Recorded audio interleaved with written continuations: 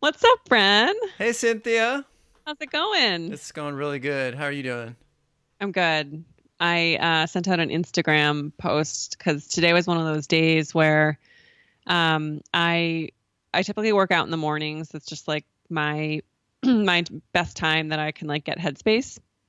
And I worked out this morning and I did like a really intense like hour long cardio hit workout and was not calculating things in my head correctly in terms of like how my day was going to pan out and realized that you and I had this recording. So I had like dried off and like started my like work day, but realized we were recording and I didn't have time to shower. So this is as good as it's going to get today. I think you look great, but it's I lucky woke up we like this. no smell-o-vision on the video, so I think we're Yeah. fine. That's the good news. Well, I went t-shirt today, so Oh, nice. Nice. I like it. Yeah. no Not more naked. sweaty long sleeves. Tank top. Yeah. Oh man. All right. Anyway, we're Yes. here to chat about Lindsay Liebman's episode that's coming out this week. Yeah, And yeah. yeah, I know like I had my one of my favorite moments in the episode actually came a little later in the discussion when she started talking about what I call like her bathroom floor moment. I always just use the bathroom. I don't know. I think Elizabeth Gilbert kind of coined that. Elizabeth Gilbert talked about like how she had this bathroom floor moment, and that was really like the time in her relationship and her life where she realized like things were over and things needed to change.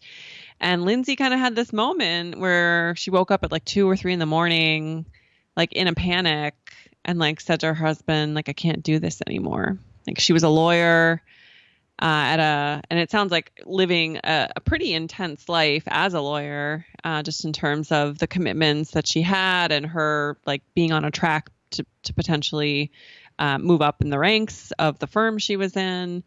And she had 3 kids, I think, at that point already anyway.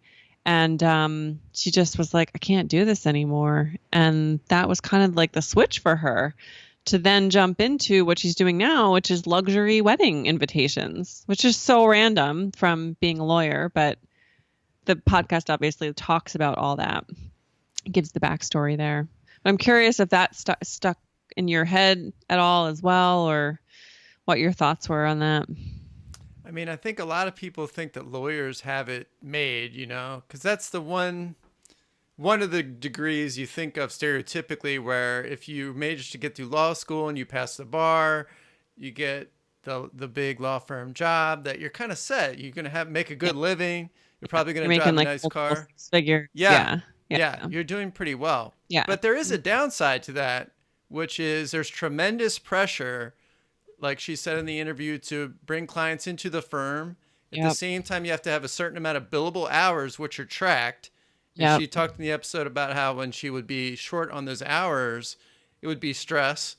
Yeah. And it was like 60 hours a week, she said she was working, I think, Yeah. for the Yeah. firm. And she was crushing it, doing a great job. Her bosses were loving it. But she kind of reached that bathroom floor moment where she thought, I got to do something else. Yeah. Yeah. Yeah. And I think a lot of people have those moments. I know, well, you and I have talked about this, but for myself, I've had those moments. And for me, it was even more recently, actually, it was, I didn't take the job, was I was get receiving a job offer, and the job offer was for significant money.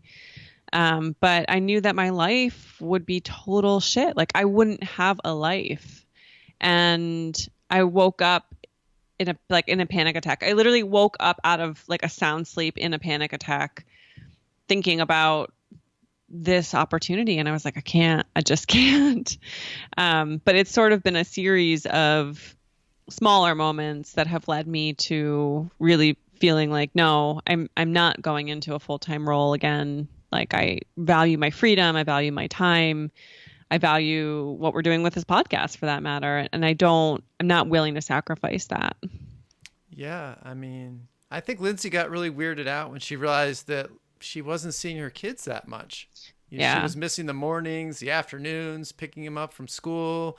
Yeah. Somebody else was taking care of them. And Yeah. even though it's nice to be able to have that luxury, Yeah. she wasn't getting to raise her kids the way she wanted to. And I think that Yeah. really for a parent, that's hard. I think it is really hard. 'Cause it Yeah. only I happens can't even once. imagine. I know. And it's not only that, it's just like the uh, time that you can spend doing the things you want to do, even like regardless of whether you have kids or not, when you're in a high pressure situation or a high pressure job, you just don't have enough to give around to everybody, And I know for myself, like having time with Ray every day is really important to me, not because we're needy or codependent in any way, but because he's my best friend and I value being able to spend time with him. And that's for me a big piece of what I feel really makes really makes my day a good day. Yeah. And it's kind of one thing to know that you can't have that job anymore or that you don't want to take that job. It's another thing to make the switch happen. Mm-hmm. And she used a technique that my friend Sean McCabe would call overlap, which she started. Well, first of all, she remembered back to her wedding. The thing that she enjoyed the most from it was planning out the stationery. And she got a big kick out of that. So she thought, I'd kind of like to do that. So what she would do is, and this takes a superwoman to do, is work nights and weekends learning all about stationery, doing all the research, writing a business plan with her husband, planning it all out, so that when the time finally came and they felt ready, she knew what she was doing and was able to start the business. Yeah. Yeah, it's pretty, for me, I didn't have that lead in. I did in some ways and in other ways didn't, just by the nature of what happened with my corporate job earlier this year. But had sort of been thinking about in the way Lindsay had, like, what would I be doing? What would my time look like? What would my days look like? What would I charge? That type of stuff. But for me, it definitely was more of an immediate break of like, do I really want to go look for another job, or am I just going to balls to the wall do this? And made the decision to go after my own dreams and start a consulting company, my own consulting company. But yeah, it does. I mean, for her, I can't even imagine because your time is so condensed. But the fact that I think it does, when you're able to give yourself that lead in, it alleviates so much of the fear. Because I know for me, I had a ton of fear and anxiety. I still do. Still do. Even though I have a project, it's finite, and so I have to be thinking about the next and what does the future look like and how long am I willing to do this for if I don't get any more projects, if I don't get any more business. And I think being able to kind of plan that out for yourself is something that can alleviate a lot of the anxiety if you're able to do that. But even just like giving yourself an hour, 2 hours, whatever you can take a day with a full family, with a full schedule, it can do so much in terms of you being able to make a jump successfully.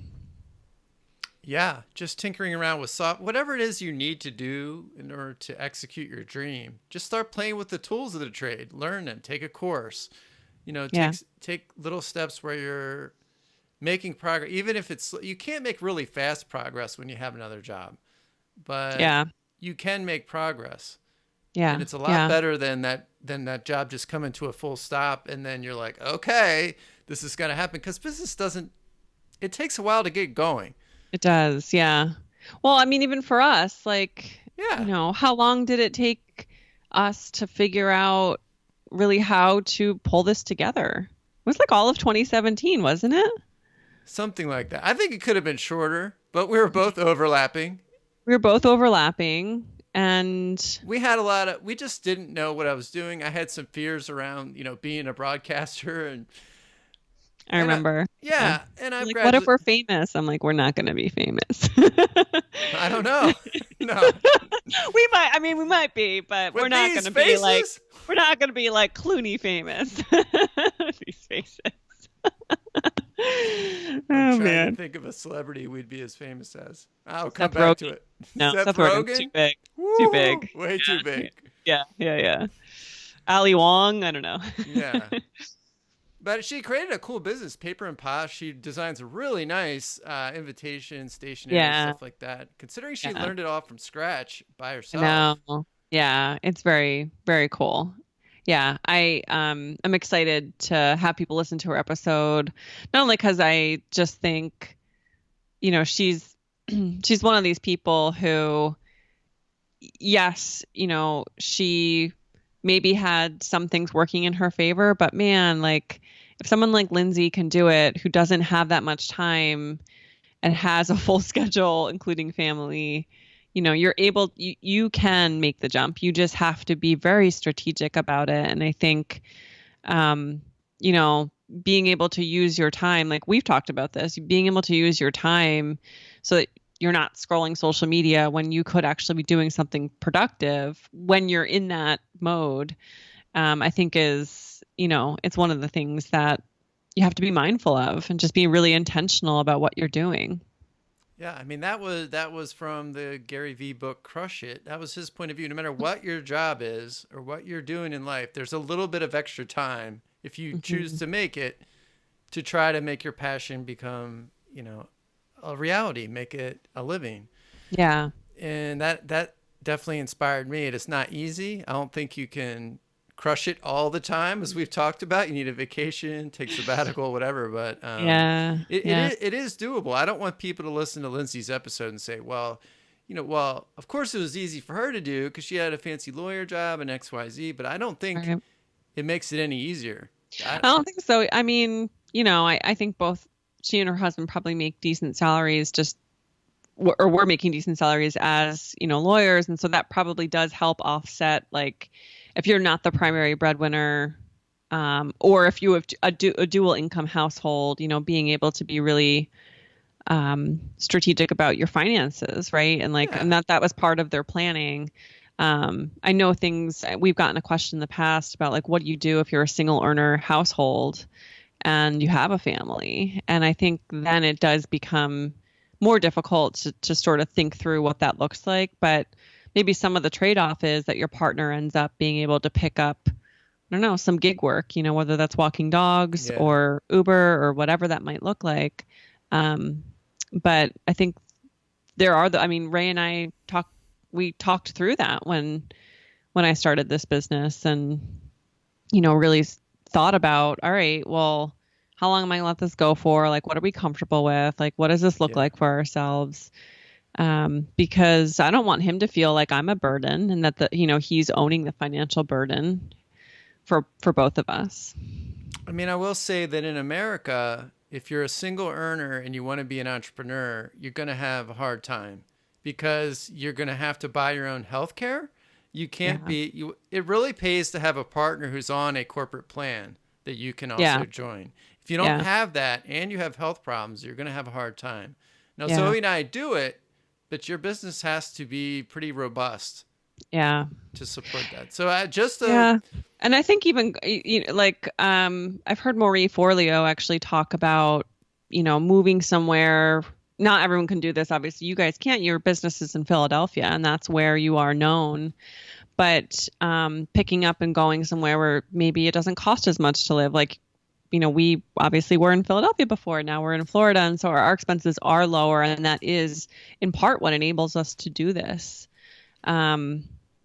But, even moving to Belize, Mexico, Canada. thinking Costa Rica, Canada, thinking about alternate scenarios for yourself, giving yourself a timeline around that, I think is fair. Think of it as an adventure. It might feel like you're giving up something, but I think it's all part of the adventure. No excuses, right? There's a way around And everything. there is in this day and age. Yeah. All right. I don't know. Was there anything else you felt like you really personally connected with from her I episode? mean, it's just cool that she works in the Philadelphia wedding industry, same as I do. And Yeah. I'm gonna go down and visit her in Media, PA, bring her some cupcakes. We're gonna talk Awesome. shop and do some networking. So, That's and awesome. I look forward to becoming her friend. I think it's gonna be great. Been emailing back and forth, and she seems wonderful. Oh, that's great. I'm jealous that I'm not able to be there for that meeting and be involved in the cupcake eating and networking. Well, you introduced us, and I did, yeah. it's going to be great. I want to thank Yeah. Lindsay for coming on the show and doing such a great Yeah. job, being so Thanks so vulnerable and much. sharing with us. For sure. Yeah, she was an awesome guest. All right, Bran. Well, thanks for joining me today. Always a pleasure. Always a pleasure. By the way, this was episode 73. We're calling it Say I Do to a Creative Career with Lindsay Liebman. And in the description of this video, you'll find a link to the show notes and also to listen to the audio episode. I'll see you next week, Cynthia. Peace, Bran. Peace.